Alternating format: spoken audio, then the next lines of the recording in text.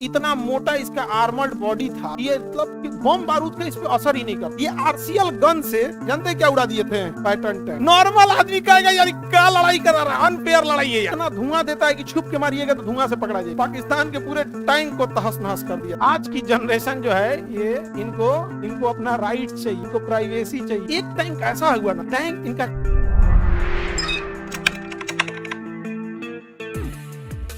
Patton tank किसका था? दिया कौन था? अमेरिका।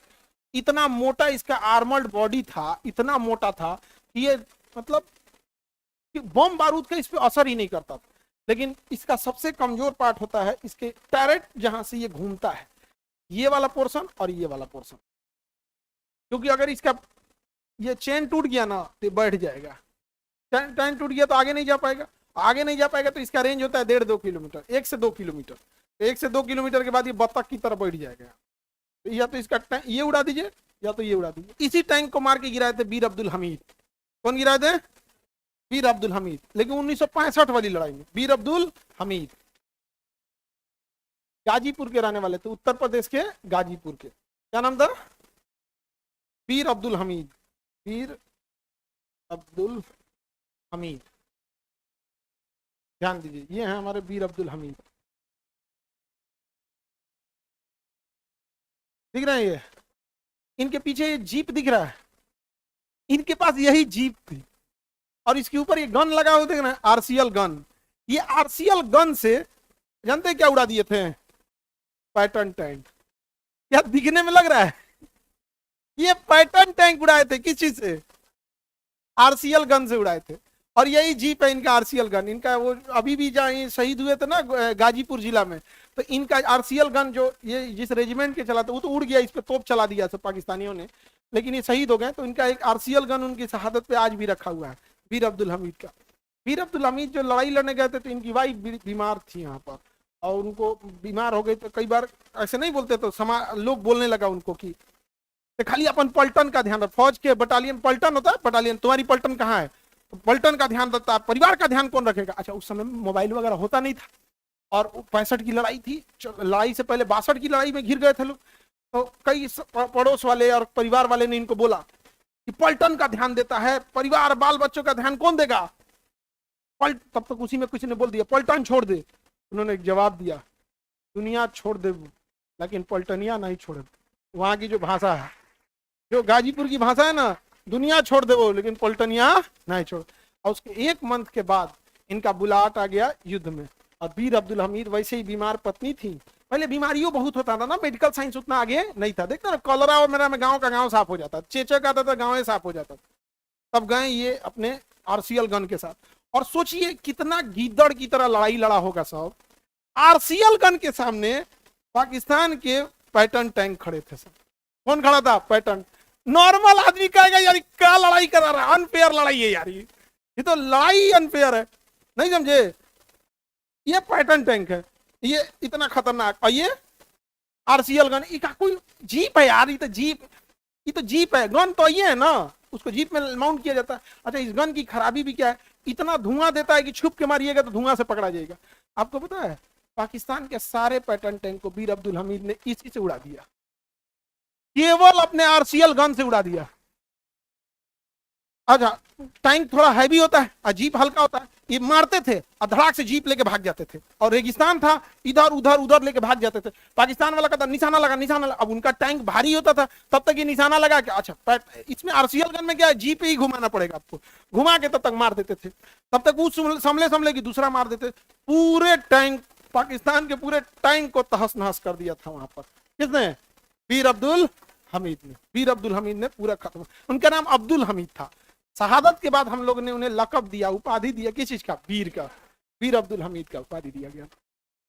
अब एक टैंक ऐसा हुआ ना कि टैंक इनका फंस गया, चक्का रेगिस्तान में जीप का फंस गया, और आमने सामने आ गया पैटर्न टैंक और इनका ये आरसीएल गन, एकदम आमने सामने आ गया। उसके बावजूद इन्होंने पहले चला दिया कौन सा? अपना आरसीएल गन। इधर से निकला आरसीएल गन और आरसीएल गन, और उधर से निकला पैटर्न टैंक का गोला। उधर से उनका आखिरी पैटर्न टैंक उड़ा और इधर से वीर अब्दुल हमीद।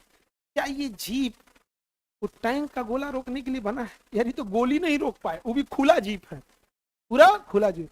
वीर अब्दुल हमीद के चिथड़े उड़ गए। मरने के बाद भी वीर अब्दुल हमीद ने अपने जीप को पकड़ के अपने सेकंड कमांडर को बोला था कि पता करो एक टैंक इधर गया है, उसे छोड़ना मत। और ये आखिरी शब्द के साथ वीर अब्दुल हमीद शहीद हो गए थे। और आज की जनरेशन जो है ये इनको अपना राइट चाहिए, इनको प्राइवेसी चाहिए, इनको वर्क कल्चर बैलेंस चाहिए। यहाँ पे देखो ना, कभी कहीं से शहादत करके आए हैं लोग यहाँ, जब घर में शहादत के बाद पहुंचा था ना, आज भी वो गांव है ना गाजीपुर का, वहां उस गांव के आज भी हर एक घर छोड़ के एक तो फौजी मिलेगा तुमको, हर एक घर छोड़ के एक तो फौजी मिलेगा गाजीपुर में। यहाँ पे सब एकदम वैसे ही, पता नहीं क्यों वहां के मिट्टी में ही ऐसा कुछ है। यहाँ पे सब आज भी सब वीर अब्दुल हमीद से प्रेरित रहते हैं यहाँ, तो एकदम बहादुर थे आप। ये देश था हम लोग, समझे? आप लोग को इसलिए बताते हैं, आपको अंदर रगे कि देश आपको फ्री में नहीं मिला है, बहुत खून बहाया है हम लोगों ने, तो आप बट चुके हैं। अपने आप से पूछ के देखिएगा, बांटा किसने है? अनपढ़ नेताओं ने। और हमारे इस कहने का फर्क भी ज्यादा नहीं पड़ेगा आपको, ऐसा नहीं कि आप में फर्क नहीं पड़ेगा, बट आप जो फर्क जिन पे पड़ेगा उनकी संख्या बहुत कम है, बहुत कम। सोचिए जिसके लिए शहीद हुए खेतरपाल साहब, जिसके लिए शहीद हुए वीर अब्दुल हमीद, आप गांव में जाके दिखाइएगा खेतरपाल साहब का फोटो, आपको हम बताते हैं ना, आधे से ज्यादा लोग आपको शायद खेतरपाल साहब को ना पहचान। ये दुर्भाग्य इस देश का। हम लोग गांव में थे ना, तो हम लोग फोटो में रखते थे पर्स में, तो इनको हम लोग खेतरपाल साहब बोलते थे। फौज का रूल है कि आप सर बोलिए या सीनियर को साहब बोलिए, जैन साहब, समझे गए? अमूमन जैसे ड्रेस में रहते हैं, वेल ड्रेस में सैल्यूट करते हैं लोग, सर जैन सर। और अगर मान के चलिए ट्राउजर में है, पीटी शूज पे है यहाँ पे, तो अमूमन लोग ऐसे जैन साहब या साहब जी, हम लोग ना साहब बोलते थे इन लोग को। तो एक आदमी ना अपने गाँव में बोला कि बबुआ के तू लोग साहब काहे बोले लोग? उनको लगता था कि ये किसी हम लोग के दोस्तों का बीच का है। यहाँ पर हम लोग उसको ना फ्रेम वो फोटो में निकलवा दिए थे, पर्स में कैसे फोटो रखते हैं यहाँ पर, तो निकलवा के रखते थे। तो जब आप कभी जाएंगे, जैसे किसी को डॉक्टर बनना रहता है ना, तो वो डॉक्टर का अपना सपना पाल के रखा है। जैसे आपको कुछ बनना है तो आप अपने मन में एक सपने पाल के रखे होंगे कि हमें ये बनना है। जैसे कोई लड़की में आईपीएस बनना है तो किरण बेदी, हमें ऐसा बनना है, ऐसा बनना। हम लोग को ऐसा बनना था।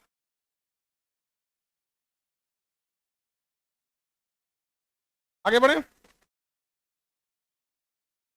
कभी कभी मन करता अपनी बहनिया को बुलाएं क्लास में,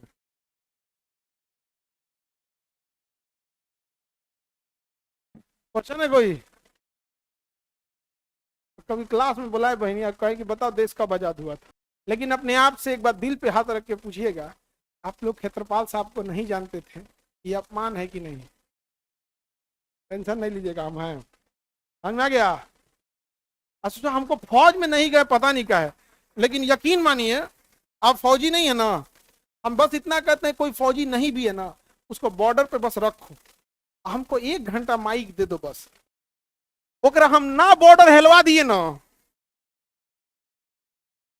हिलवा दिए तो तू कहना हमको, लेकिन काहे नहीं लिया हमको? मैं टेढ़े हाथ तो हम क्या करने। तो अब तक तो हम कूद गए रहते, अगर हो गए रहते ना तो प्लान बना के हम लोग कहते भाई देख अमर होके तो कोई आया हुआ नहीं, जाना तो ही है, बुढ़ापा में घसीट के जाएगा आदमी, बेड नंबर 40 निपट गया तो नहीं, उससे अच्छा है इधर जलते हैं, 4-5 आदमी घुस के गर्दा मचा देता, तो बचाने तो आते ही पीछे से। अब भाई आप युद्ध नहीं करोगे अलग बात है, युद्ध पॉलिसी, अब जब घुस गए तो आओगे ना बचाने, हो गया काम खत्म, आओ अब हो गया, भारत का नक्शा पलट गया। बाद में देखेगा कौन जिंदा बचा कौन शहीद हुआ, ये बात का चीज है, पहले थोड़े सोचा जाता है यहाँ पे।